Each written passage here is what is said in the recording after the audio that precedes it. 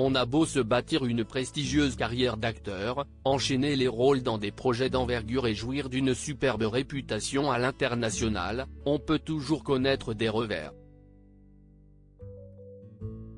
Malheureusement pour elle, l'actrice française Léa Seydoux vient de l'apprendre à ses dépens et d'aine faire les frais. En effet, comme le relatent nos confrères de Deadline, la comédienne de 37 ans vient d'être évincée d'un casting pour un ambitieux remake cinématographique. Une bien mauvaise nouvelle pour celle qui a déjà été épinglée sur un tournage. L'interprète du personnage principal du film La vie d'Adèle, chapitres 1 et 2 a effectivement été victime d'un terrible changement de casting. La réalisatrice Audrey Diwan, à la tête du film, a ainsi fait part de la nouvelle, annonçant que Léa Seydoux ne jouera pas le rôle principal dans la nouvelle adaptation du roman érotique culte, Emmanuel. J'adore Léa Seydoux. Je veux faire un film avec elle dans le futur.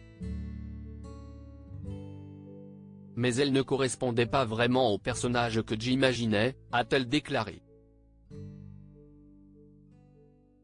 Léa Seydoux évincée. Au profit d'une autre actrice française.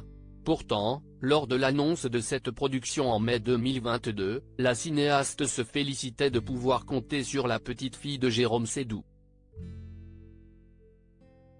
Pour la remplacer, elle a préféré miser sur une valeur montante du cinéma français de ces dernières années, l'explosive Noémie Merlan.